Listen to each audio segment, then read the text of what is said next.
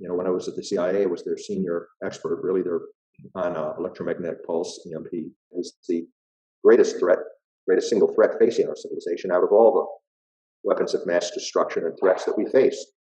This has been so for many years, and it's getting to be a bigger and bigger, worse threat because the technologies are getting more effective.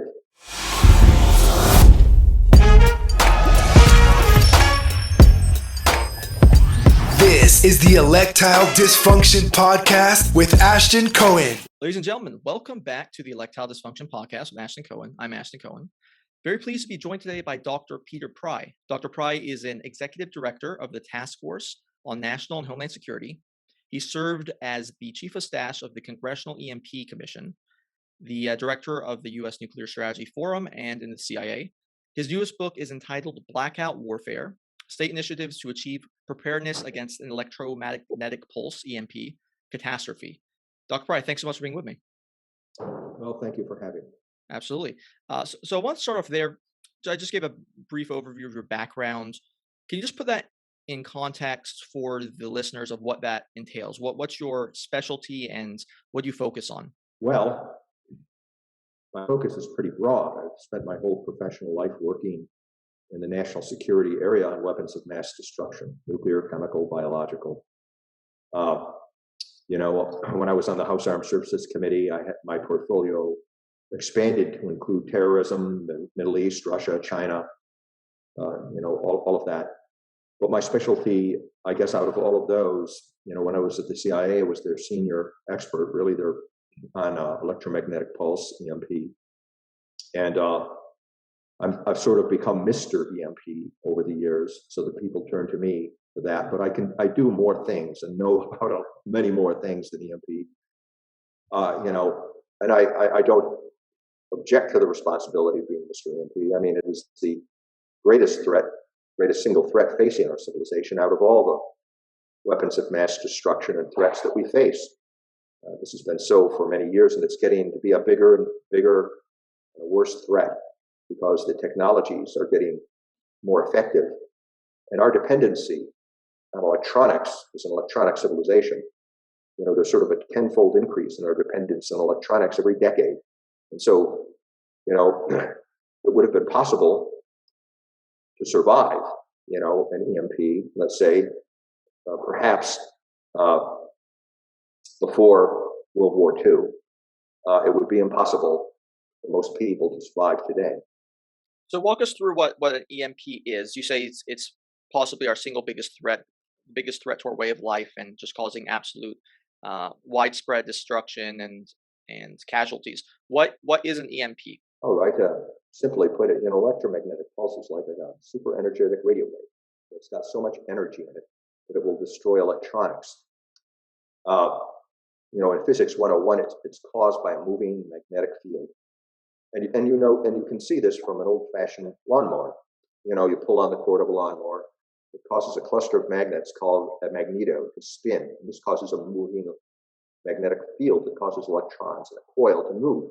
And you get a little EMP in the spark by your spark plug. Now, the Earth is a giant magnet. It's got a north and a south pole, and we're surrounded by a magnetic field called the magnetosphere. And an EMP can be caused by the sun. And that's one of the things we're most worried about. It's a solar superstorm. The sun will throw out a coronal mass ejection out of a sunspot, traveling millions of miles an hour, many times larger than the Earth. And the only thing that saves us from being burned to a crisp is the magnetosphere. As the coronal mass ejection slides past the Earth in all directions, it will make the magnetosphere move around, thereby inducing electromagnetic pulse everywhere in the world. Now, the super solar storm that we're most worried about only happens every 100, 150 years or so. The one most powerful one on record we know of happened in 1859, called the Carrington event. And when that happened, we were not yet an electronic civilization. Telegraph systems, the cutting-edge electronic technology of the day, were deployed everywhere, on every continent except Antarctica. And everywhere, the telegraph systems were destroyed, and they failed catastrophically. Telegraph keys melted, telegraph stations caught on fire, telegraph cables burst into flame and caused forest fires. The transatlantic cable had just been laid in 1859, connecting North America to Europe. and the pulse was so powerful it reached miles deep down into the Atlantic Ocean and destroyed that cable. It took years to replace it. But those were the horse and buggy days, and civilization did not depend upon electricity. But if something like that happened today, it would put billions of lives at risk. And critical infrastructures all over the world would fail. And we almost did have a Carrington event happen in the year 2012. I believe it was July 23rd, 2012. A Carrington-class coronal mass ejection just missed the Earth by 3 days. NASA estimates that the likelihood of a solar superstorm is 12% per decade. It's inevitable. It's going to happen someday. But that guarantees, that's a very high risk. That guarantees that within our lifetimes or no later that of our grandchildren, we're going to experience another Carrington event. And we're not prepared for it. You can I ask a quick thing? What do you mean missed by 3 days? How's that calculated? Oh, the coronal mass ejection crossed the orbit of the Earth. You know, we had moved on 3 days later. It was 3 days behind us in our orbit. I see. But if we had been 3 days earlier on our orbital trajectory, that thing would have hit us. Now, you can cause an EMP by a nuclear weapon, detonate a nuclear weapon in the magnetosphere, above the atmosphere. This is not Hiroshima and Nagasaki. This is not the normal use of a nuclear weapon that people think about. If you were standing on the ground directly beneath the explosion, you wouldn't even hear it go off because it's going off in the vacuum of space. There'd be no blast reaching the surface of the Earth, no thermal effects, no radioactivity, none of the things that people fear from a nuclear weapon. But it would cause an EMP. If it was at 300 kilometers altitude, it would cause an EMP that would cover all of North America and destroy electronics, cause electric grids to collapse, telecommunication systems, cars wouldn't start, airplanes would fall out of the sky, nuclear reactors would probably go into Fukushima in about 7 days. Natural gas pipelines would explode. We'd probably have firestorms in cities as a consequence of that. But the biggest thing is, the lack of water. Immediately, there'd be no water. And the food supply would begin to spoil immediately. We only have enough food to feed people for 30 days at normal consumption rates. And after that, there's no food. And the food would begin to spoil, as I said, immediately. So there would be no food before 30 days. We wouldn't be able to distribute it to people. And the EMP Commission couldn't figure out how to keep 330 million people alive for a year with no food and no water. So we calculated that up to 90% of the population could die from starvation, disease, and societal collapse. And last, our non-nuclear EMP weapons, or radio frequency weapons, as they're often called. And mostly people find this one most disturbing because almost anyone can do it. There are devices like the EMP suitcase, which is advertised for sale in electronics magazines, that have legitimate, peaceful industrial purposes. But in effect, they can be used as a weapon. The EMP suitcase, for example, if you had the money to buy one man can operate it. You can put it in the trunk of a car, drive over to an extra high voltage transformer substation. Well, we've arrived at a place in our technological advancement where a single individual, a terrorist, a madman, a criminal, would topple the technological pillars of civilization for a major metropolitan area all by himself, armed with something like the EMP suitcase. And if you had a team of terrorists running around the country, they could also knock out the national electric grid. In my book, Blackout Warfare, that you cited, I do a calculation, and a handful of people, in 24 hours could probably put North America into a protracted blackout. In fact, do the same kind of thing that you do achieve with a nuclear weapon. Sorry, what's the first off? Let's speak about the individual case first, and we'll go a little bit more macro. How would a individual first off, why would you ever need to buy an EMP? What's the peaceful use for it? How much would it cost? And then how would you utilize it? How would a terrorist utilize it? Would it be to go to a transformer in a, as you said, so in like a metro area, and that transformer, because it connects to so much electricity relies on like one transformer that everybody in that surrounding area would be void electricity? Well, yes, to your last question. Okay. The EMP suitcase, its legitimate purposes are industrial. If you're laying out an airport and you want to know how far do I have to put the radar back from the landing strip so that the radar doesn't fry the electronics in incoming airliners. Instead of experimenting by moving a radar around in an airport, you can use the EMP suitcase to simulate the exact kind of pulse and frequency that a radar, air traffic control radar is going to put out. So you can lay out the plans for an airport that way. Or if you have a lot of heavy industrial electronic equipment, drill presses, things that bend metal, they put a lot very powerful because they use so much electricity, electromagnetic transients. And if this machinery is too close together, they can destroy each other. So if you want to lay out the floor space of the factory, you can use the EMP briefcase to simulate these various machines and figure out, well, this is how far apart I have to space them. Or I need to put shielding in between the machines so they don't destroy each other. That's what its intended purpose is. The manufacturer has no intention of these things being used as a weapon. But it does look just like a suitcase. It can be operated by an individual. You don't even need a license to buy it. I mean, in effect, it's a weapon of mass destruction that's available to sale to anybody who knows how to use it. It doesn't have a very far range. It can reach out it can generate 100,000 volts out, to maybe 100 meters. So that's plenty. If you put it in the trunk of a car, these EHV transformer substations, you see them all over the place. When you're driving down the highway, and you pass under high power voltage lines, and if you look out, oftentimes you'll see this cluster of structures. They look like big boxes, big metal boxes. And those are the transformers. They're basically the extra high voltage transformers and SCADAs.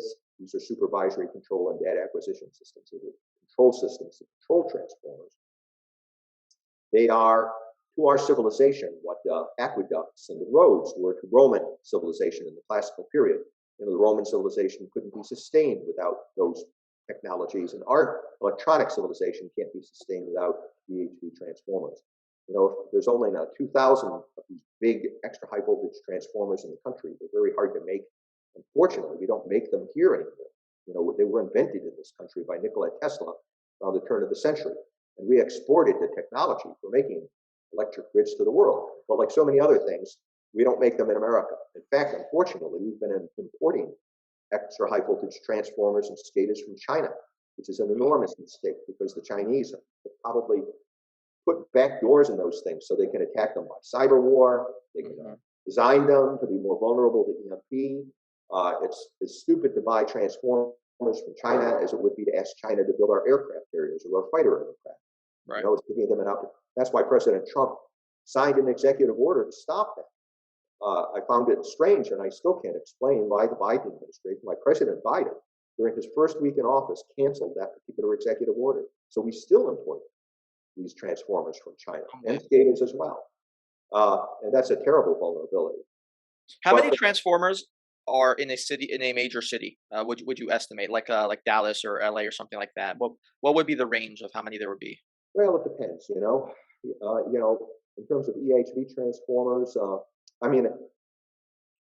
major metropolitan area might have, 10 or 12. That's it? There's 2,000 across the whole country. Well, there's going to be, we're talking about extra high voltage transformers. Okay. And then there's many other kinds of transformers. There's high voltage transformers. There's medium voltage transformers. There's low voltage. They go, the power, you're talking about taking energy from the bulk power system, 500,000, 750,000 volts. What a transformer does, I should explain, this was Tesla's genius, is, for example, Tesla built the first electric grid using a hydroelectric plant at Niagara Falls. And the transformer takes that electricity and can send it all the way down to New York City, where there's another extra high voltage transformer, that receives that energy, and then it sends it off to smaller and smaller transformers, stepping it down from 500,000, 750,000 volts, all the way down to 120 volts, so it can be used in your home. And if you go outside your home, somewhere in your neighborhood, if you have above ground, electric power lines, you'll see a telephone pole with a round black cylinder on it. That's your local transformer that does the final step down to 120 volts, so it can be used in your home. And there's tens of millions of those in the country. All of those are at risk, from an EMP. But what we're most worried about is the vulnerability with the extra high voltage transformers and the SCADAs. Because the other ones are connected to it, right? Well, because we don't make them, and they're almost the other transformers we make. We could probably replace them pretty quickly in an emergency. But an extra high voltage transformer is the size of a house. It weighs hundreds of tons. It takes 18 months just to build one of them. The global capability to make extra high voltage transformers is less than 200 a year. Okay, and there's 2,000 of them on our electric grid. If all of those were destroyed, it would take 10 years to replace all of them. If the entire world was willing to give us their EHV transformer production capabilities, to move them, there's only 3 rail cars in the whole United States that can move an EHV transformer. Bridges have to be reinforced, roads have to be widened. The smart thing is not to lose the EHV transformers in the first place, so you have to replace them. If that's the situation we're in, then it's too late and we're doomed. The EMP Commission, our object was to get the government and the utilities to protect the transformers from EMP in the first place so they wouldn't be destroyed. So with these high frequency transformers, if you, let's say, just to finish off with the individual person, a terrorist doing it, if he goes after one of those, as you said, there's maybe like 10 or 12 in a major city. That would probably be responsible for knocking out power for maybe hundreds of thousands of people. You'd have to knock out one. What happens, and you don't even have to be a genius, okay? I mean, you could put this thing in the trunk of a car, drive it to within 100 yards of an extra high voltage transformer substation, and just sit there until you see the sparks and flames coming out of that transformer, all right? It doesn't matter that there might be 10 or 12 or even 20 other transformers. You're taking offline 500,000 to 750,000 volts in the blink of an eye.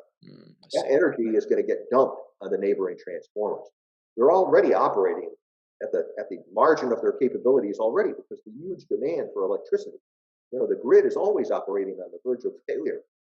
We haven't improved it, expanded it, really since the 60s and 70s. And our population and the demand for electricity is growing. So when you do that, that sets in motion cascading failures, and all the other transformers are gonna fall like dominoes, and the whole metropolitan area will be blacked out. It might continue rippling and knock out the whole country.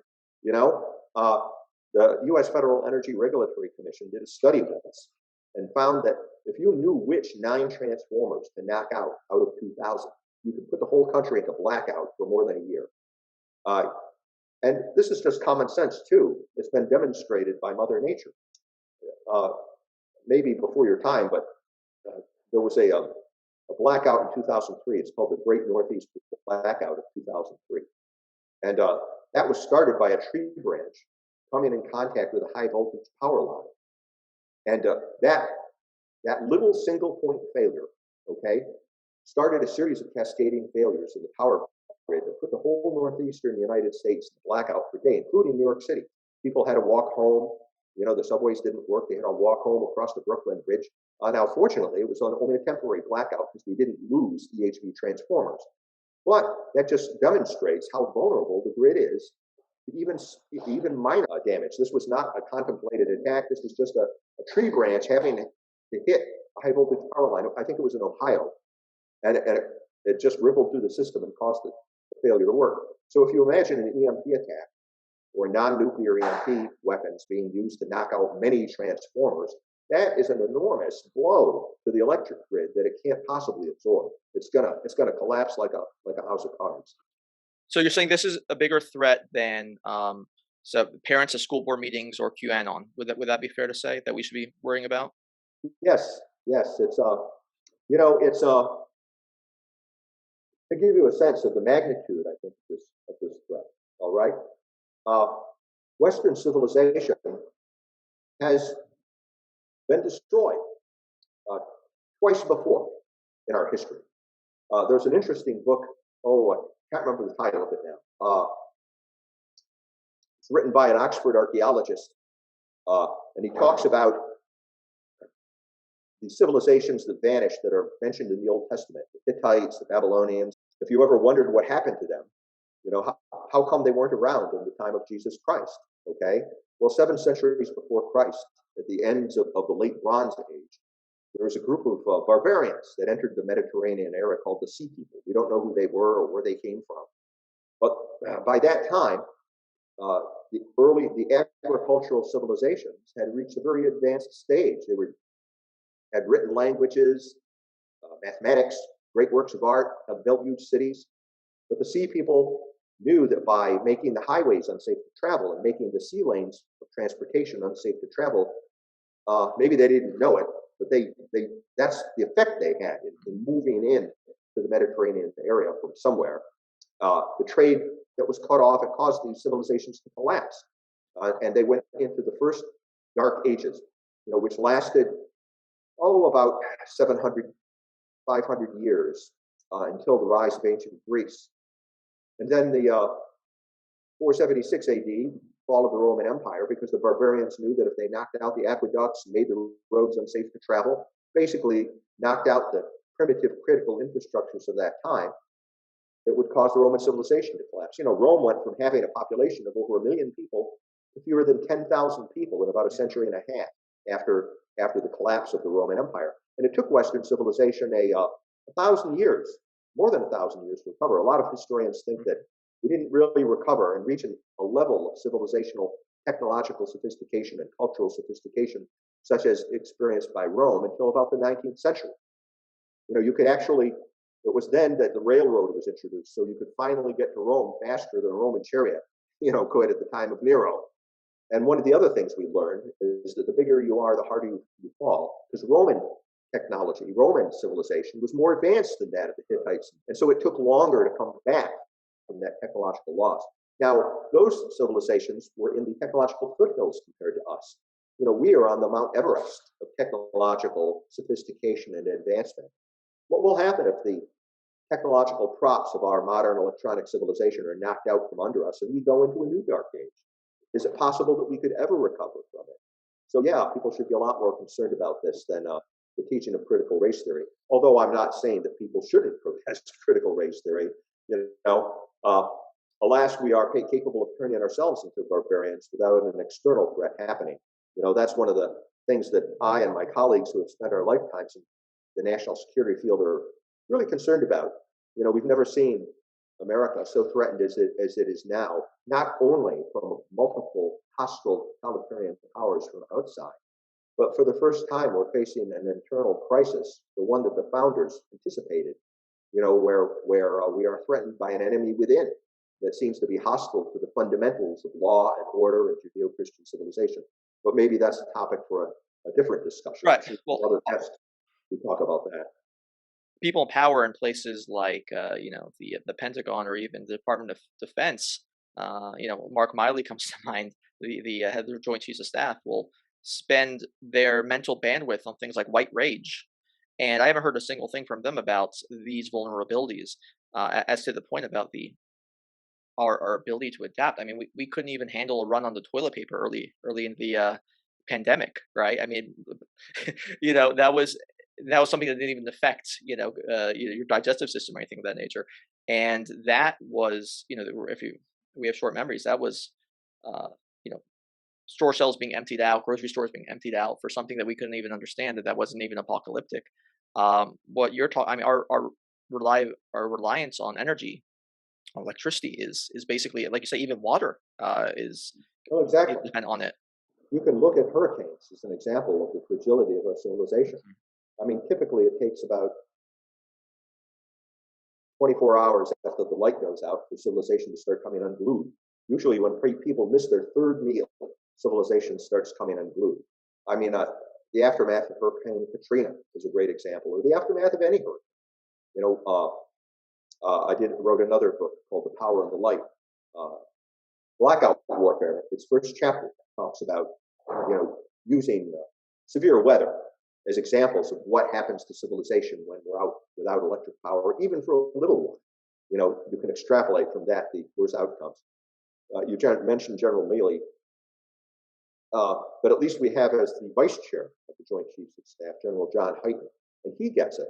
I mean, he just today made an observation about how China's test of this new space superweapon, poses a potential existential threat to us, and that this is even Miley described it as a Sputnik moment. Okay, so even he gets it.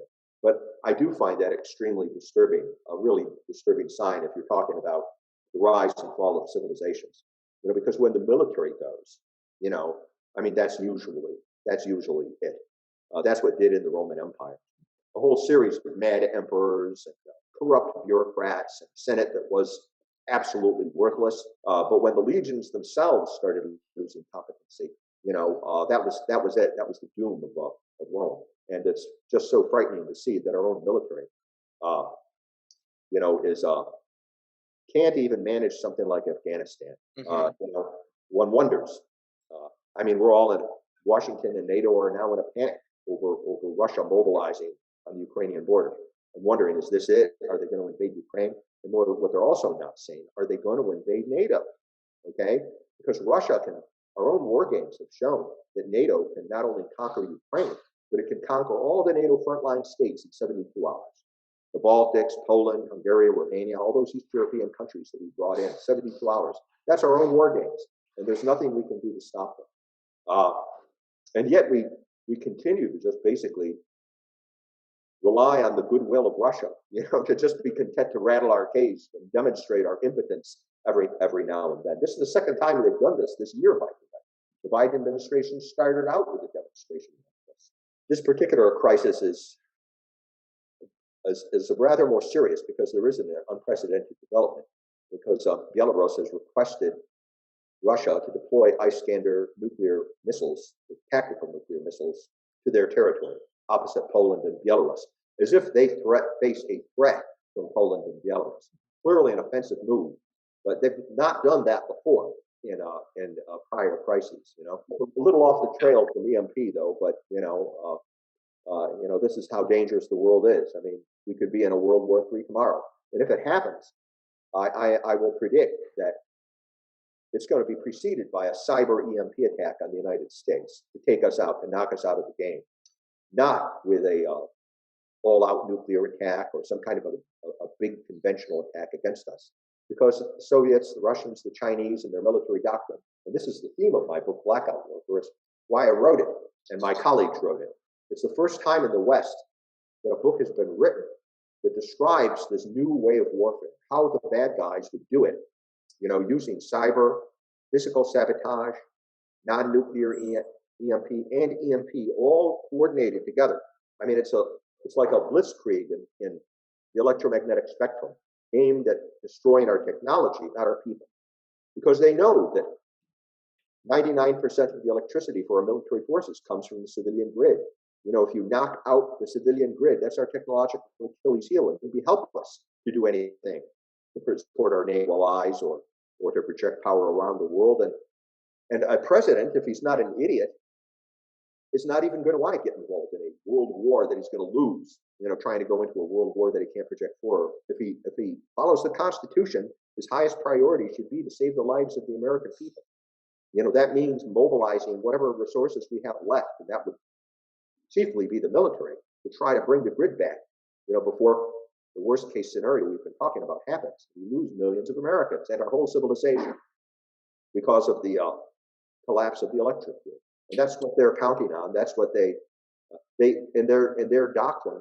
It may not even be possible. It may not even be necessary to fight your traditional classical World War III, where air forces and armies and nuclear missile armies face off against each other. You could do it all, possibly with just the EMP and cyber attacks and win without traditional war.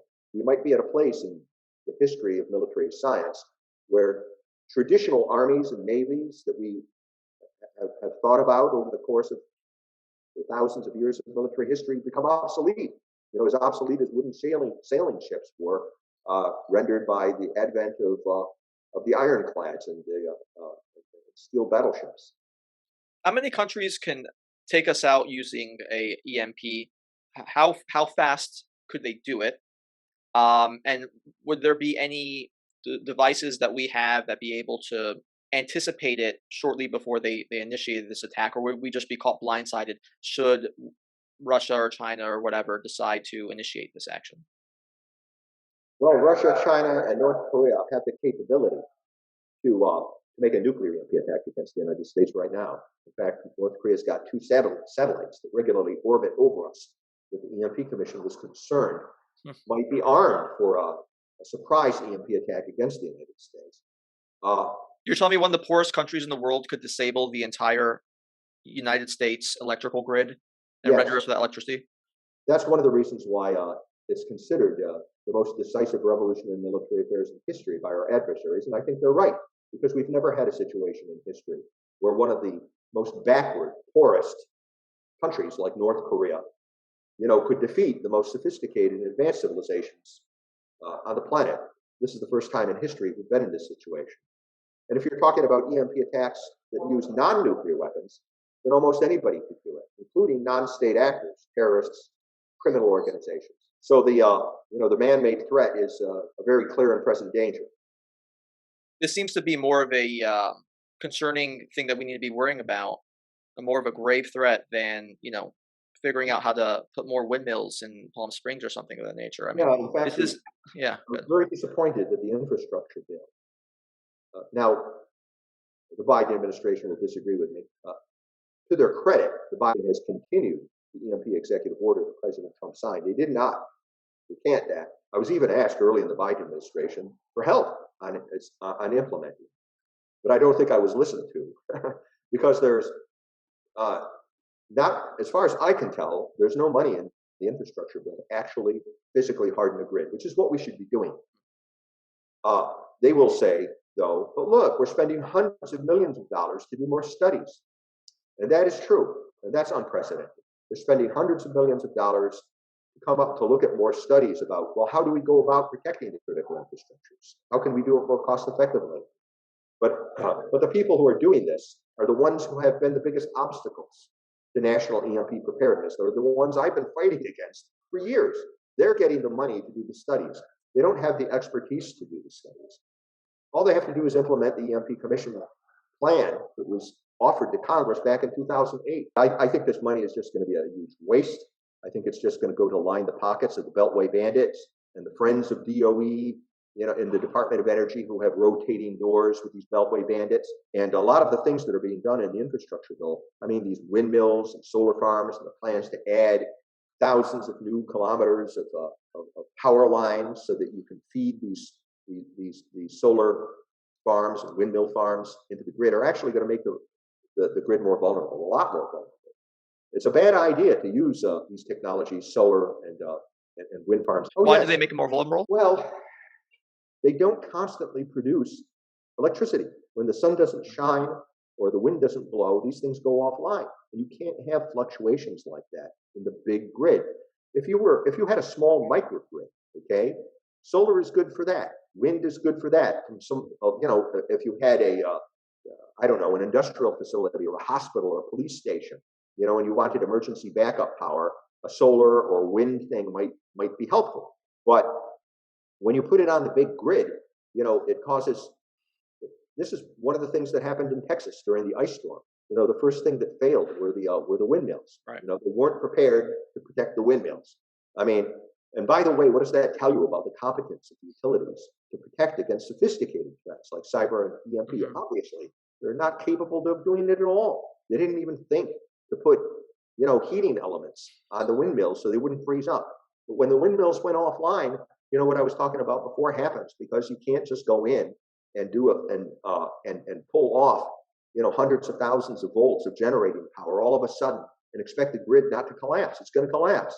It's a huge, sophisticated, delicate machine, that has to be managed properly, and you're incorporating more and more failure points, big failure points, when you're tying solar and wind into the big grid. It's a misuse of that power, and it doesn't even if you were serious, even if you believed in climate change, it doesn't even address that threat, even if climate change was real. To make these windmills and the solar panels, when you do the net calculations about carbon footprints and all of that, they're actually not a good technology from that perspective. Most of these windmills have to be junked after a short period of time. I mean, they don't have long service lives. There was an example, I think it was 2019, and they helped all of the United Kingdom went into blackout because a couple of windmills went offline and caused the cascading failure. People were trapped on subways and had to go to the bathroom out of windows and things like that. That's going to happen here on an extremely large scale. if the Biden plans for the electric grid are realized, they're going in a completely wrong direction. They should be building more nuclear power plants. Right, right. There are micro nuclear power plant technologies now, so that you can even have microgrids that are run by nuclear. That's the cleanest, safest technology. The new nuclear power plant solve the problem of waste disposal and things of that sort. But even aside from that, I mean, whatever kind of an electric grid you need, the solution, these threats that I've been talking about, the existential threats, and the reason I've been spending so much of my time on this is because this is one threat that we don't have to be vulnerable to. There's really no excuse for us to be vulnerable. We know how to protect. The Defense Department has known how to protect against EMP for 50 years. And we just have to apply those same technologies, Faraday cages, blocking devices, surge arresters, to protect the transformers and the SCADAs. And we as a civilization, have already done it once. We've already protected our electric grids and most of our electronic civilization from another EMP threat that would be an existential threat if we had not protected against it. And that's called lightning. In the EMP world, that's called E2 EMP. And we almost never talk about it. We don't have to, because the industry realized years ago that we couldn't build an electronic civilization if everything was vulnerable to lightning, because it happens all the time. And so we have built in, and nobody had to pass a law. There was never any big political debate about it. It was just decided by industry and by the power company utilities themselves that, look, we need to protect ourselves against this. So everything, all the critical systems are going to have lightning protection built into them. So the transformers have lightning protection built into them already. They're already protected against E2 EMP. Even your personal computer, things that you think when they first started off doing lightning protection, you'd say, oh, it's going to be impossible to protect a personal computer against lightning. I mean, look how many of these personal computers there are and how inexpensive they are. And a lightning bolt generates thousands of volts. How can it ever be practical and cost effective? But it is. It costs almost nothing now. If you look at the plug that goes into the wall for your personal computer, it's a kind of a fat plug. There's a little surge arrestor in there, so that if there's a lightning strike on the power line, it protects your computer from being fried. Mm-hmm. If you think about nuclear EMP and solar EMP and these non-nuclear EMP weapons as just super lightning, they're like super lightning. They're faster. They're more powerful. You just use the same technologies. They have to be more robust. They have to be, faster. But our system, if we start mandating that, look, when you build an EHV transformer, it's got to be protected not just against lightning. It's also got to be protected against these other things that are going to happen someday. Okay, but you've got to protect against them, because we can't put 330 million lives at risk by not being protected. Absolutely. Same thing with the SCADAs. Just design it right into the SCADAs. That's the best way to do it. And that's what the National Institute for Standards and the Federal Energy Regulatory Commission and the Department of Energy need to get off their duffs and just mandate EMP protection on all these electronics to keep us, at least on the ones that are absolutely crucial to our survival, like the transformers and SCADAs. I believe if we start doing that, it'll follow the same path that we did for lightning protection. And people will find the market will find ways of doing this very cost effectively, so that someday even your car and your personal computer will be able to survive an EMP. By the way, you could protect a car right now with known technology for probably $100 if they manufactured it, if they built it right into the car in the factory. We know from 50 years of the Department of Defense experience that if you design the hardness into the system in the first place, it only adds something like 1% to at most 6% to the cost of manufacturing. So we just passed as you referenced, the infrastructure bill over $1 trillion. 40% of the money supply didn't exist about a year and a half ago. They're currently debating spending another 1.75, maybe even up to $4 trillion in actuality. So we seem to be living in an era where budgets don't seem to matter, at least to some of the people in charge. How much would it cost to protect our infrastructure, our grid, particularly in the transformers, from these EMP attacks? And what could be the possible reason as to why the government hasn't done so already? given that it doesn't seem like budgetary restrictions are the reason? Well, there's a lot of possible answers to your question, because it's sort of like asking, how much does it cost to protect my house from fire? Okay, and there's a lot of answers to that question. If you have no fire protection in your house at all, you could spend $20 on a smoke alarm, and that will dramatically increase your security against fire. Your family is not likely to die. You could spend more money and buy fire extinguishers. You could spend more money and have a sprinkler system built into your house. Okay, so it's sort of the same thing with EMP. There are various options in terms of the way you could go. The EMP Commission knew that back in 2008, when we originally made these recommendations to protect the critical infrastructures, we knew that most people had never even heard of EMP because it had been largely classified. These dramatic effects and the consequences to society had been largely classified up to that point. And so we wanted to keep the cost as low as possible to hope that that a low cost plan would be sellable to Congress and that they would implement it. And unfortunately, that hasn't turned out to be the case. But we came up with a plan to protect the bulk power system that provides, that's the heart. It provides most of the electricity in the United States for $2 to $4 billion. That would protect all of the EHV transformers, all the generators, and all the critical SCADA systems. Now, it's not a perfect plan, okay? Because it also requires smart planning on the part of the Department of Homeland Security and the utilities. You're going to have the big ticket items will be protected, but you'll have to have a plan in place to take advantage of that situation to bring the grid back. So that's one thing. That's not the $4 billion. That's nothing. That's not even. That's a couple percent. We suspended foreign aid to Pakistan for 1 year, and President Trump did suspend foreign aid to Pakistan. But if we spent that on the security of the American people, would solve the problem. But there are other plans. A more ambitious plan would be to harden the entire grid, to military standards, so that you wouldn't need a smart plan. You wouldn't need any smart person at all in the loop. It would just survive, and that would probably cost $20 or $30 billion, which again is nothing, compared to what we're spending on infrastructure. And then there's a really low cost plan that would spend about $100 to $200 million to protect the EHV transformers. I think the top 400 EHV transformers that service the major metropolitan areas, so that at least would have some kind of a fighting chance to save millions of people. That's not a good plan. That's a bare bones plan, but it's better than doing nothing. At least you have some kind of a chance to save millions of lives and maybe bring the civilization back as opposed to doing nothing. So those are the costs. Those are some of the. And what's been the pushback? Why hasn't, for example, the Trump or the Biden administration been engaged on this, given the Trump low cost? Administration is engaged on this. President Trump, I briefed him before he became president. I had the privilege of briefing him at the Iowa caucuses. He'd never heard of EMP, but he understood it immediately. And he asked the question, why isn't the country already protected? Right.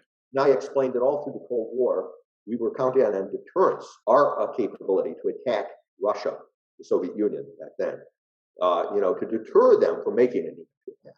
Okay, and so we'd never hardened our critical infrastructures against it, although we had hardened some of our military forces, our nuclear command and control, and our nuclear forces to do retaliation. But the bottom line was that nobody wanted responsibility for this big existential threat. The Department of Defense would say, well, an EMP can be caused by the sun, so this problem belongs to the Department of Homeland Security. That's a natural threat. The Department of Homeland Security would say, well, this is a nuclear threat or a terrorist threat, and this belongs to the Department of Defense. And the Department of Energy would say, national security is not what we're about. We're about working with utilities to provide the most cost-effective, cheapest electricity possible. And President Trump said to me, don't worry, Dr. Pry, when I'm elected president, I'm going to knock their heads together and we're going to get this problem solved. And he did. He wrote an executive order. I helped write the executive order, as did the EMP Commission, that was signed into law. Well, not law, but it was issued on March 26, 2019. And it's an excellent executive order. And it does knock their heads together. It requires all the relevant departments and departments and agencies to work together to protect not only the electric grid, but all the critical infrastructures. And it makes it a high priority. And it doesn't trust any of the departments or agencies to act independently. The White House is in charge. In effect, the president put himself in charge of overseeing this. And a progress report was supposed to be given every year on the date of that executive order to say, this is how we have progressed in protecting the nation. And Congress agreed with the president. And Democrats and Republicans alike agreed with the president. In effect, Congress said, we agree with the president, and not only is this going to be an executive order, but they incorporated it into what is arguably the most important bill that Congress passes, the National Defense Authorization Act. That's the Defense Department bill.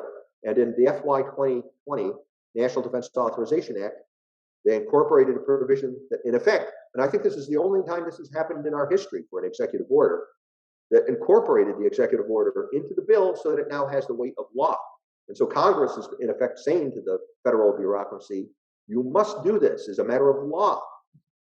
And then the Congress also passed a bill called the Critical Infrastructure Protection Act, that under the law requires the Department of Homeland Security to work with the utilities and the states and launch pilot projects to get the country protected on an accelerated basis. So it's not like the White House and the Congress, haven't, in fact, they've provided all the authorities and all the direction to the federal bureaucracies that should have been necessary to get the country protected.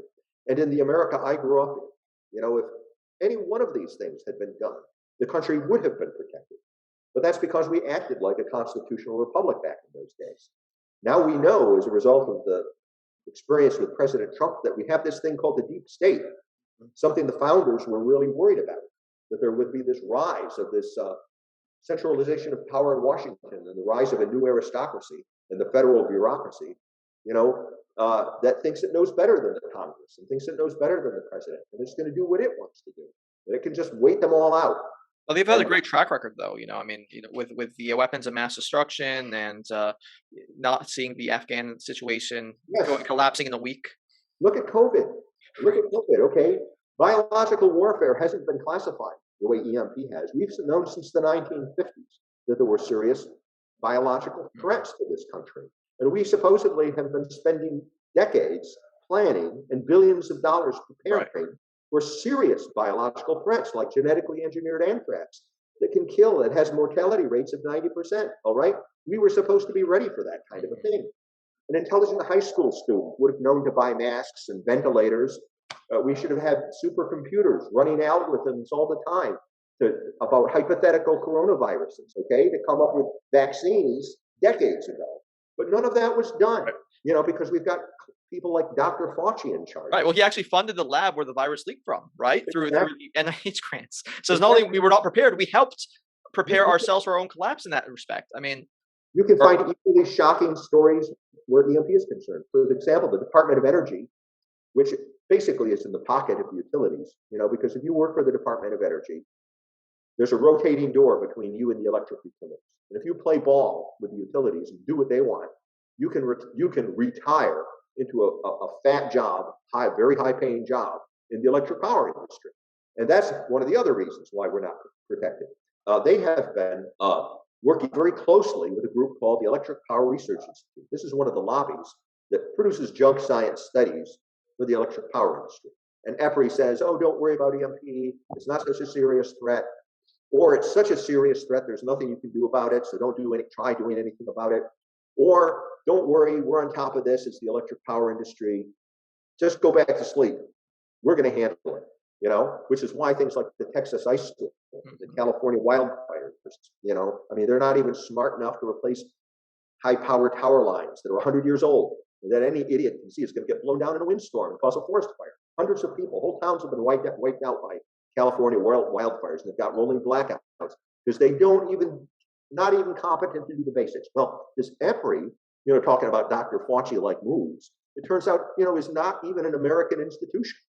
It gets money from Russia and China, and one of the EPRI officers actually got a medal from the Chinese Communist Party for his good work in the United States.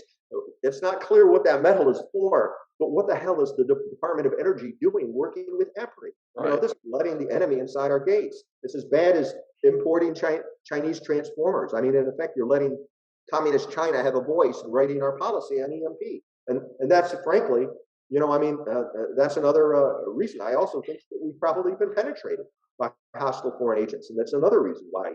Now, Dr. Graham, who's the free world's foremost EMP expert, I mean, he was a young defense scientist studying what happened after the Starfish Prime high altitude nuclear test that knocked the lights out at Hawaii.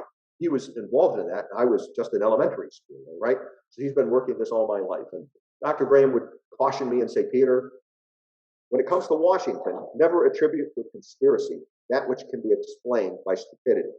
And Dr. Graham is probably right. You know, it's probably the Dr. Fauci's and the gross incompetence of our federal bureaucracy. But I can't help fear.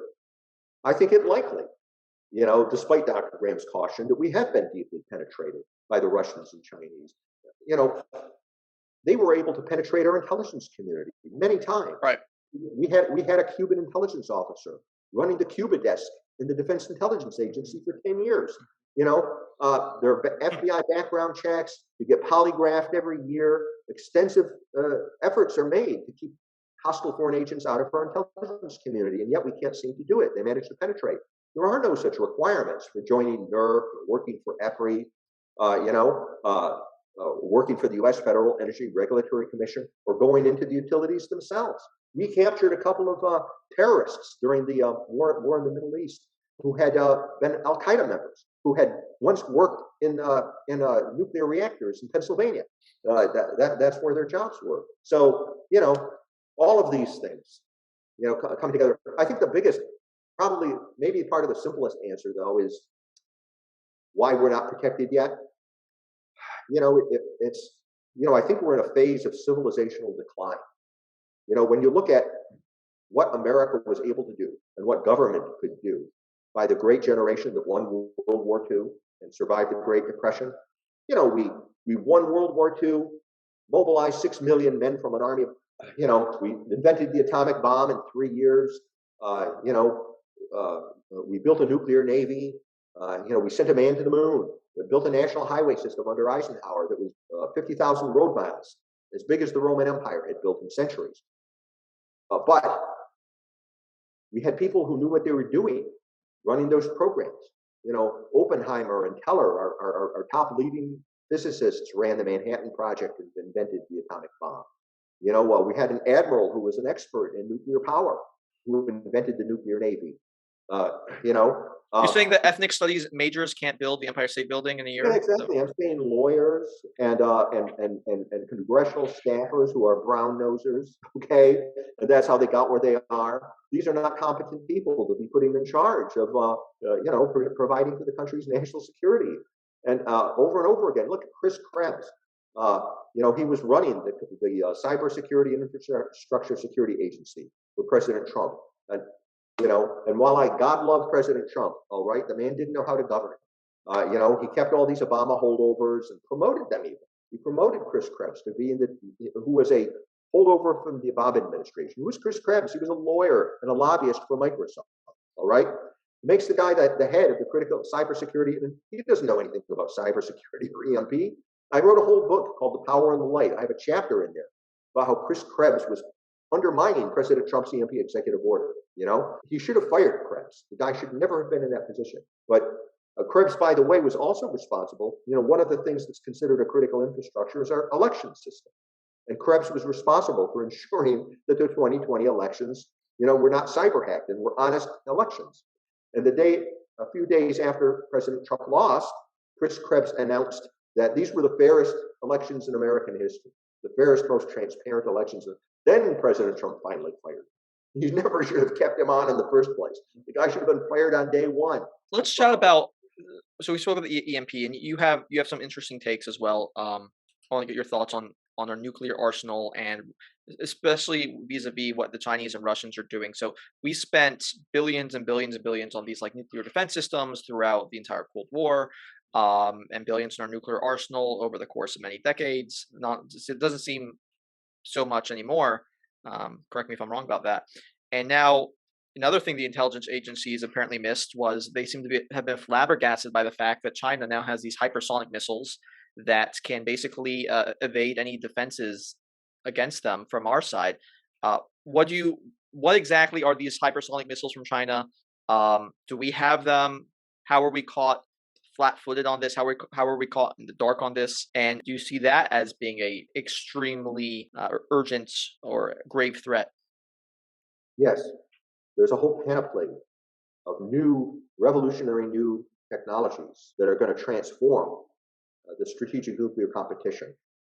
And we're basically 30 years behind the Russians and Chinese because we took a nuclear holiday on building nuclear weapons technologies when the Cold War was over. And Republicans and Democrats alike are to blame for this. I mean, I have been a lonely voice protesting this, as have others. Most Americans don't realize it. But the nuclear deterrent that we rely upon today, the ICBMs, the bombers, the ballistic missile submarines, they're decades old. It is the same nuclear deterrent that Ronald Reagan built. The warheads that are going to be delivered by these are older than Ronald Reagan or as old. They go back to the Reagan administration. But we don't have anybody left that's even designed a nuclear weapon and tested it. All right? These people are all dead or retired.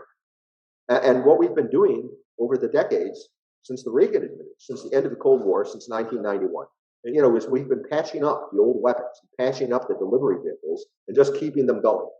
The Minuteman III ICBM was deployed in 1972. It's the same missile, and we've just been patching it up and not testing them either, because under Bill Clinton we signed on to the Comprehensive Test Ban Treaty. All right, so we haven't been able to test the weapons. I ask you, suppose you had a Boeing 747. All right, a Boeing 747 is a lot less technologically advanced than a Minuteman III ICBM. Or than the sub-launched ballistic missiles. So ICBM is an intercontinental ballistic missile. So that is the delivery mechanism to get a. Is it mostly designed with the intention of being able to launch a nuke, or is it a regular bomb as well? The Minuteman III will only launches a nuclear weapon. Okay. And the nuclear weapon on it, a nuclear weapon is one of the most sophisticated technologies our civilization can build. All right. So you've got that warhead, and you haven't tested it in 30 years. And you're hoping it will work if you need it to work in a World War III. Now, I ask you, okay, if you had a Boeing 747 that was sitting there for 30 years and you could never turn on the engines, you could never test it to see if it could fly, but you were allowed to go in and look for rust and replace parts that look like they're old, and then it lasts so long that the original people who designed the 747 are dead or retired, and you have a new generation of people come in that are unfamiliar with this system, because they didn't build it. Would you get in that plane and take it for a ride, right, keep your life on that plane working? I wouldn't. The likelihood that that plane is going to fail is very high because you haven't tested it for 30 years. It's not enough to just replace spare parts. Complex systems, can't be abused that way. But that's what we've done with our nuclear deterrent. And only a couple of years ago, maybe it was last year, the State Department finally admitted that the Russians and Chinese have been cheating on the Comprehensive Test Ban Treaty for 30 years. Shocked. So they've got a 30-year head start on us in developing these new advanced nuclear weapons, including things like hypersonic glide vehicles and the weapons that the hypersonic glide vehicles will carry. Super EMP weapons, for example, weapons that can generate extraordinarily powerful EMP fields so strong that even our best protected military systems will not survive. Our military hardening standard is 50,000 volts per meter. A super EMP weapon can make 100,000 volts per meter or more. Why is a hypersonic missile better? What's than whatever we have? That's not hypersonic. Is it how much faster is it? Or it's better if you're planning for a surprise attack. Okay, it's better if you're planning to win a nuclear war. Our nuclear deterrent was never designed to make a surprise attack or make a nuclear or to fight and win a nuclear war. It was designed to deter, to scare the other guy away from thinking that he could defeat us, that he could catch us by surprise. And hypersonic glide vehicles can take us by surprise and could enable you to win a nuclear war by launching a nuclear Pearl Harbor against our retaliatory forces. Super EMP weapons can enable you to win a nuclear war with a single blow, a single weapon. Could put an EMP field over all of North America to fry our electronics. And they're coming. the technologies are so advanced and we're so far behind that they have multiple ways that they could fight and win a nuclear war now, not just one way. The EMP is the easiest way. The hypersonic glide vehicles are another way. They're so not only do they provide no warning, and are they able to penetrate missile defenses and the like. And our missile defenses were never designed to deal with Russia and China, by the way. You know, Bill Clinton dumbed them down. They're supposed to be for North Korea. We have a hard time even dealing with the North Korean threat because the North Korean nuclear threat is based on Chinese and Russian technology. The assumption by the intelligence community was that North Korea was going to be all indigenous. The technology would be indigenous. What could North Korea come up with entirely on its own? Right. But that has not been what has happened. You know, the Russians and Chinese have helped the North Koreans deliberately because North Korea is their pistol aimed at our head. You know, that's another way they could fight a nuclear war with us, through North Korea. You know, so they wouldn't even have to be involved. And the hypersonic missiles, we have no defense for them because they're just too fast. Is that right? And our systems to stop missiles from coming in here were designed for slower armaments. Is that right? It's the altitude that they travel at. It's not so much the speed. Okay. They travel about the same speed as a ballistic warhead, about 15,000 miles per hour. Okay, which is really almost unimaginably fast. I mean, but they don't fly in a ballistic trajectory. A normal ballistic missile follows a parabolic type trajectory like this. Right. You know, it's guided by Sir Isaac Newton. Okay, and our radars are aimed up into space, and we see that thing when it reaches that apogee. These hypersonic glide vehicles skim along the top of the atmosphere. There may be 60 to 100. This thing is up there, you know, at 1,000 kilometers high, you know, at its apogee. These hypersonic glide vehicles never go up there. They skim along the top of the atmosphere, 60 kilometers high, 100 kilometers high. They're hidden by the curvature of the Earth. And by the time they come in within view of our radar, it's way too late. Right. About it. And they can even invade our radar. I mean, this is one of the things that was so disturbing about the Chinese test in August, because they married a hypersonic glide vehicle to what's called a fractional orbital bombardment system. You know, this is it's basically a super space weapon. You know, it orbits the hypersonic glide vehicle, again, at really low altitude so that the radars can't see it. But we don't have any radars that can see it at all when it's traveling south. You launch it on a southward trajectory, it goes over the South Pole, it comes up from us, at us from the south. We don't have any ballistic missile early warning radars facing south. We didn't. We don't. No interceptors. We're blind and defenseless from that direction. The first warning we would have is when the EMP goes off. And these hypersonic glide vehicles would enable you to make an even more efficient EMP attack because, you know, they're small and light enough so that you could have one big launcher, you know, carry many of them. You know, there's not that many targets that you need to hit to win a nuclear war against the United States. By winning a nuclear war, what I mean is a disarming counterforce strike, where they paralyze our retaliatory capabilities. They wouldn't be interested in destroying our cities. You know, they want to hold our cities hostage so that we'll surrender. They want to take away our ability to retaliate. You know, there are 3 bomber bases. There's a couple of ICBM wings, NORAD headquarters, Washington, D.C., Tinker Air Force Base. You know, there's about a dozen targets, and you could put each hypersonic glide vehicle, you could put the peak field right down in each one of those points and make a much more effective EMP attack, totally by surprise, so that one day we'd suddenly find ourselves without any kind of a nuclear deterrent. And then Russia or China or North Korea could say, the next target is going to be an American city. Are you going to surrender or, you know, meet our demands? And it's all over. That's just one example of the nuclear. Right. There's also artificial intelligence where we're way behind. You know, the Russians are planning to deploy this thing called Poseidon. You know, I have recommended that we shouldn't tolerate Poseidon. You know, it's a autonomous submarine. It's the first fully autonomous nuclear weapon. It's an artificially intelligent nuclear weapon that's designed it's nuclear powered. So it's a torpedo or a submarine that can patrol the oceans basically for years. And I think it's designed to track our submarines, to go after our ballistic missile submarines, you know, that are at sea. We don't have that many of them at sea anymore. You know, we used to have, during the Cold War, we had about 30 to 40 ballistic missile submarines. And now the whole submarine fleet has been reduced to 12.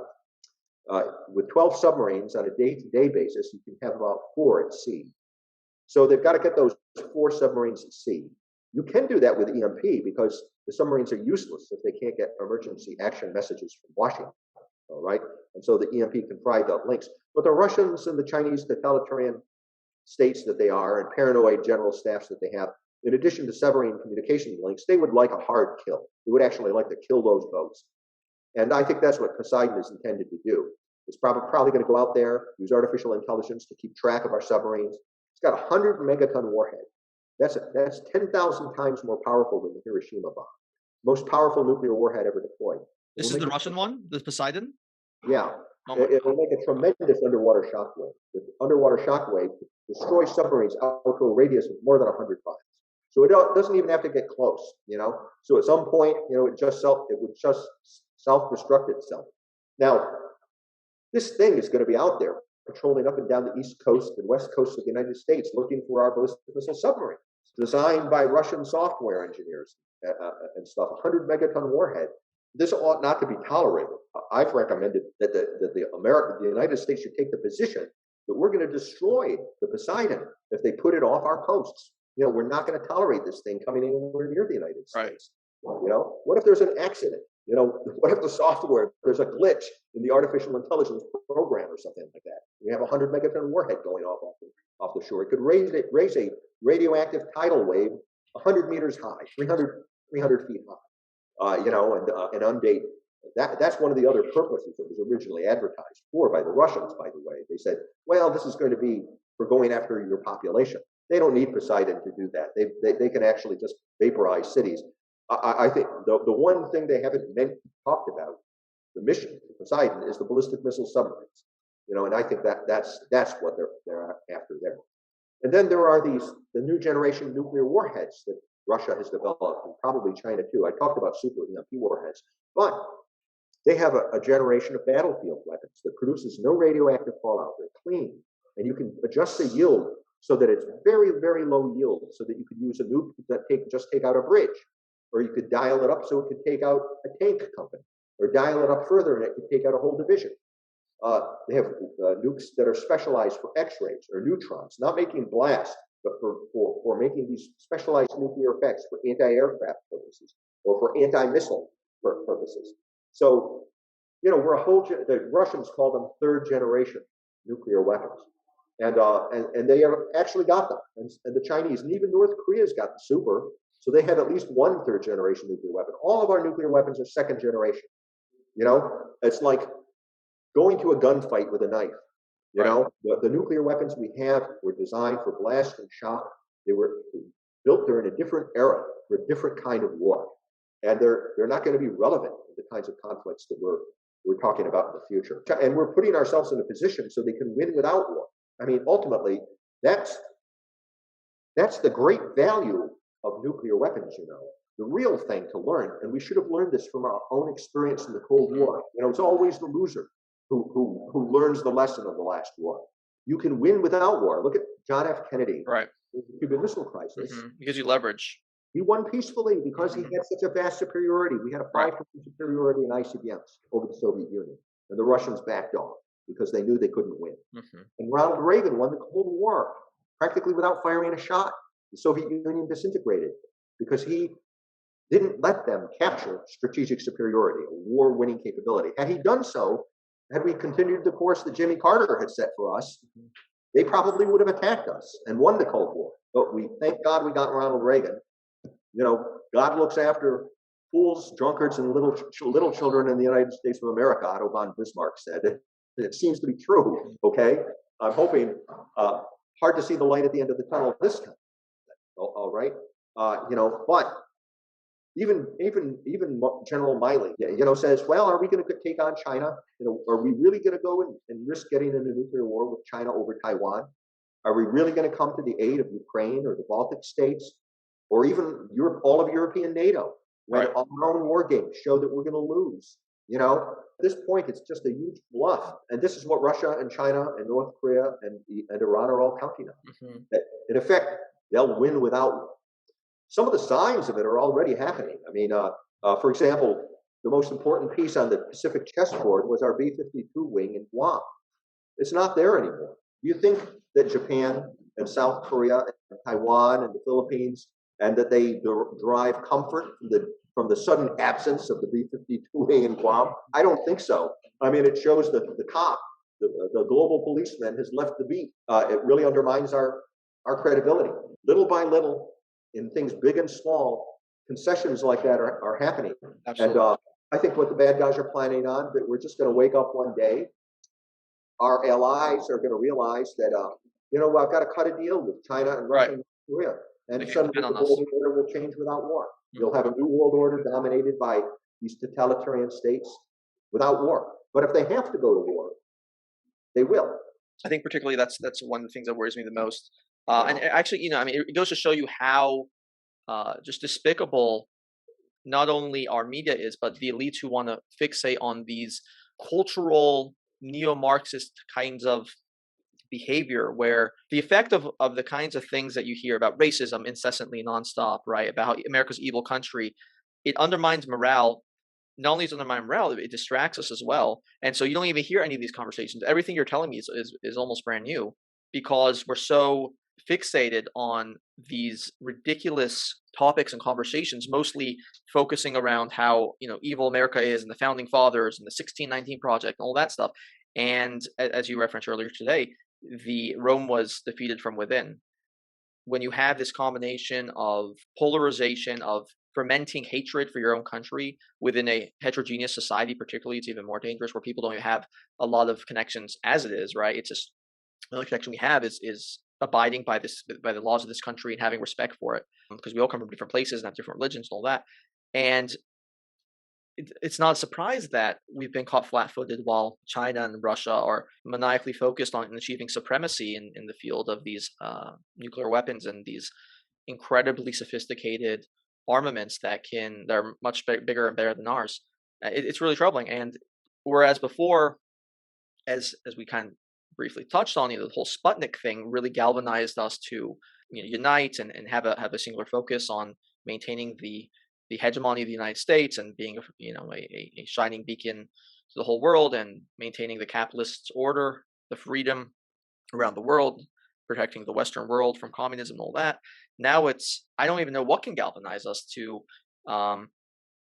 shift our focus on these external threats. And you're right, it's very troubling. So I think we should probably end it on this note. Do you see any progress? Are you optimistic at all about our ability to counteract these problems that can just wipe us out? Because as we mentioned before, it's not only that the threat of them actually bombing us.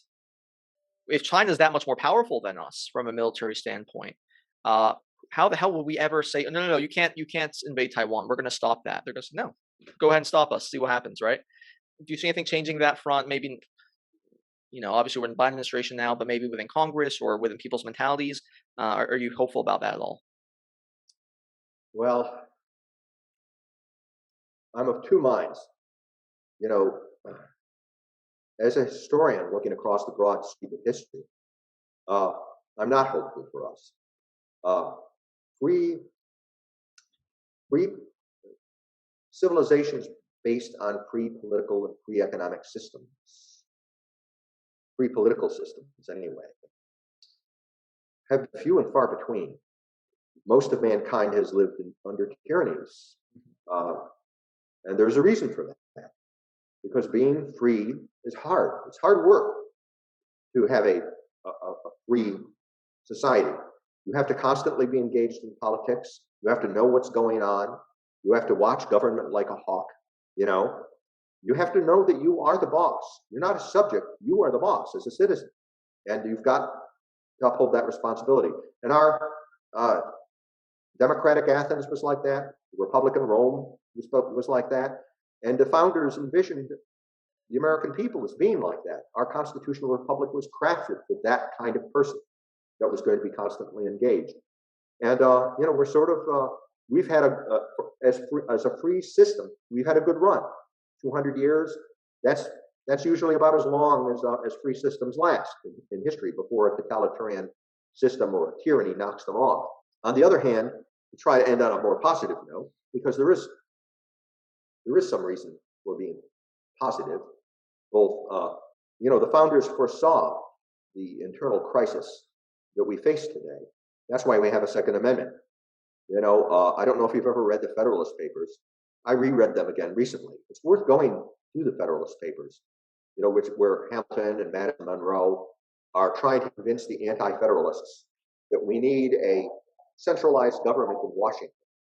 And they make argument after argument as to why the centralized government in Washington will not become a tyranny.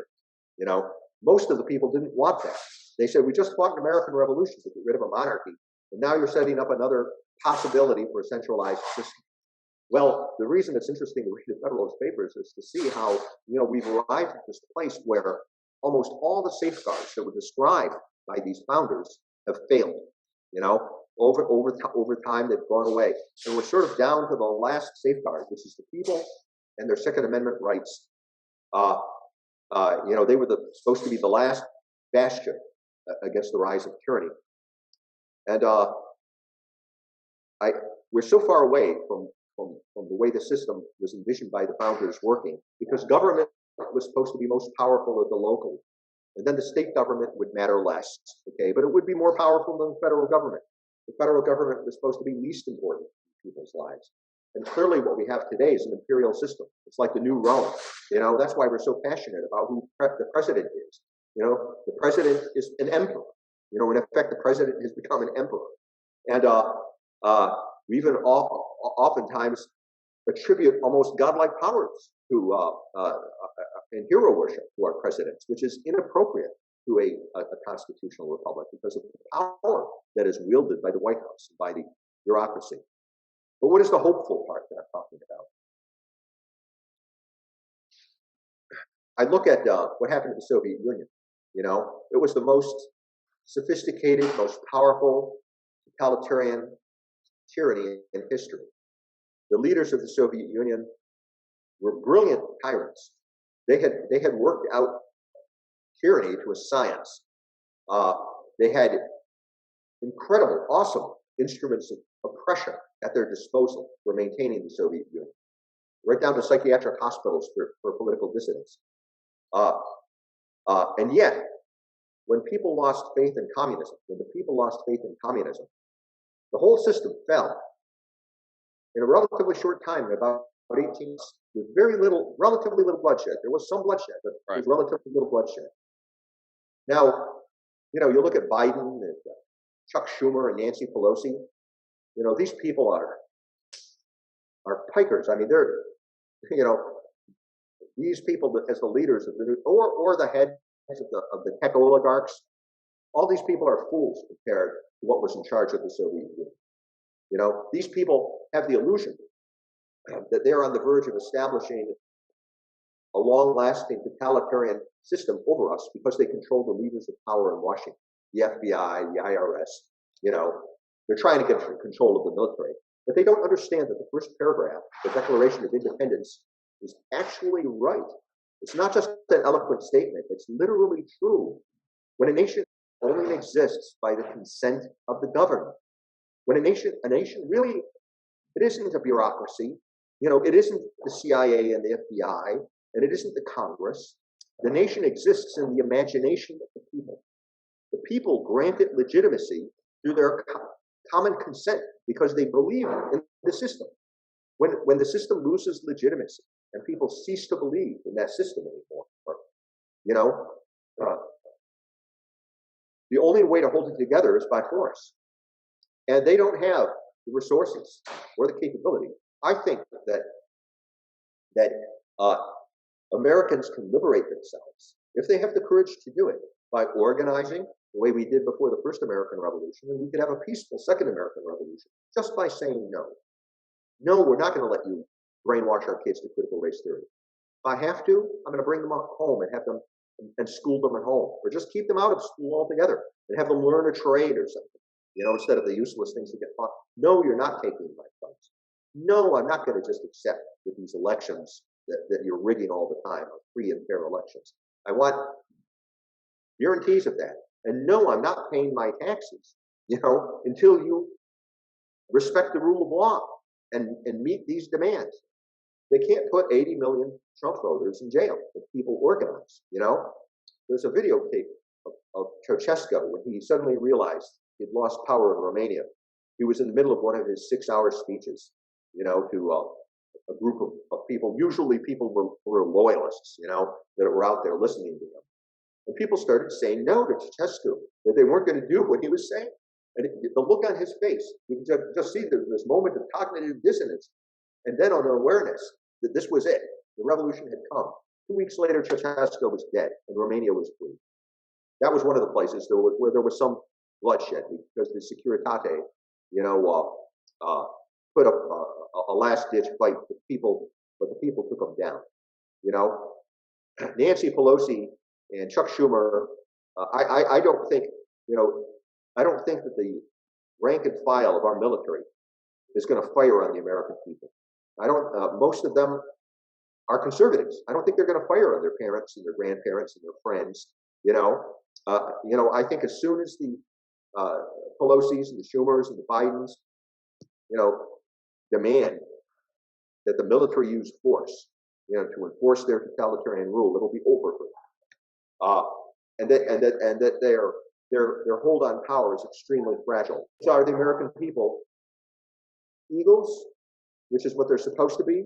That's what the founders envisioned, that we would be free and independent and fiercely protective of our rights? Or have we become enough of a sheep? And are there not enough eagles left, you know, to make America again what it used to be?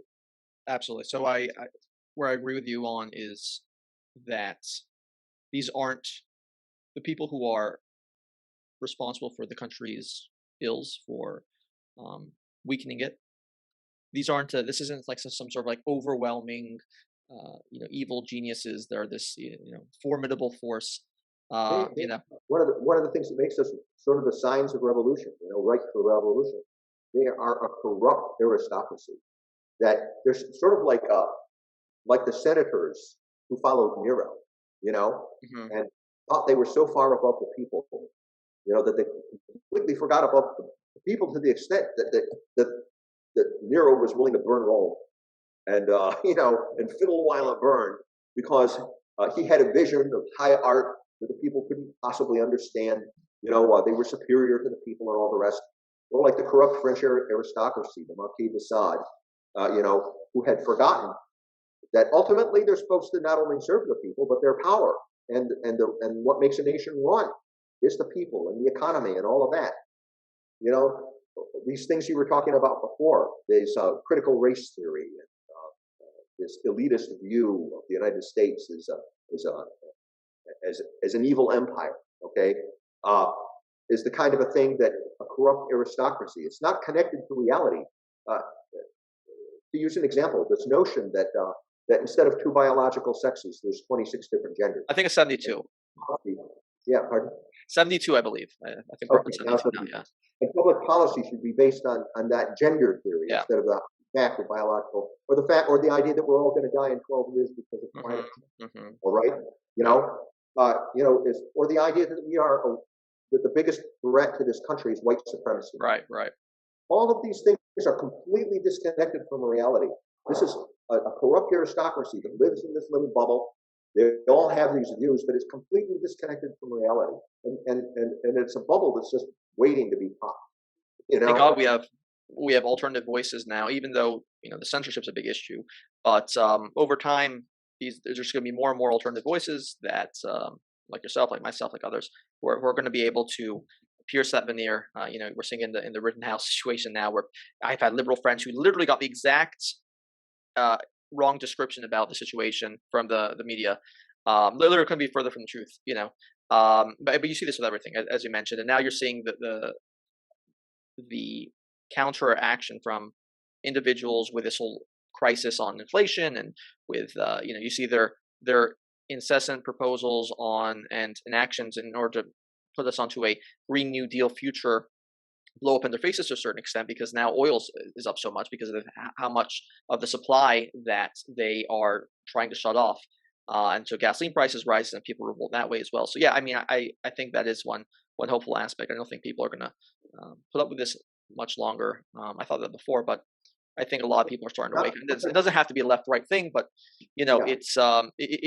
there's enough dishonest people in Congress in various levels of power, and people are starting to see that, I think. And the bureaucracy, is becoming more and more corrupt and more incompetent. They're just not competent to run this complicated system, and that's what usually happens with central planning aristocracies. Because no divorce from reality. They don't even do the fundamentals of governing well, and the people, again, going back to the Declaration of Independence, again, there's so much truth in that. The people are willing to put up with great suffering and great hardship for a long period of time because they are naturally conservative and reluctant to part ways with institutions, that have been long established. But at some point, it becomes intolerable, and it becomes, and when it looks like a tyranny that doesn't care about the fate of the people or what happens to them, and we're just constantly suffering to sustain the lifestyles and to sustain the illusions of this corrupt aristocracy that lives in a bubble, then it's time to alter or abolish it, and establish new government in such forms as provides for the happiness of the people. And we're sort of there, when you listen to what the elites say to us on television about what this country is supposed to be like and everything, it has no connection with what average Americans believe. They can't keep getting away with that, or at least they can't keep getting away with it if most of us, or enough of us, are still eagles. It doesn't even have to be a majority. The American people won the American Revolution with only 30% of the population, 33% of the population. A third were Tories, a third were indifferent, and only a third were revolutionaries. So a determined minority can recapture the country. Dr. Peter Prys, thank you so much for being with me. Where can people find you and learn more about your work? Well, I would recommend my books. Blackout Warfare is my latest. One before that was The Power and the Light.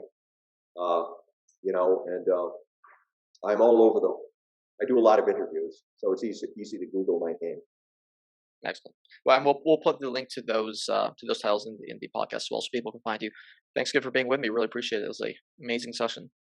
Well, thank you so much for having me. I greatly appreciate it, and I appreciate your indulging me by the many reschedulings we had to go through. Absolutely. Thank you. If you enjoyed our show, please click subscribe to stay up to date with our YouTube channel and podcast, and give us a 5-star rating on Apple Podcasts so that we can keep delivering guys some great content. Thanks for listening, and we will be back next week. We're going to talk about the issues that really matter. Our country, our economy, the Fed, QE, GDP, BTC, NFTs, AOC, the CCP, Cardi B, Yeezy, Yellow Socks, Iran, Joe Biden's dementia, come on, man, and probably sex robots. We stand for a free and open debate and exchange of ideas. And if you disagree with anything we talk about, you are a racist and no better than Hitler. What? Let's get started.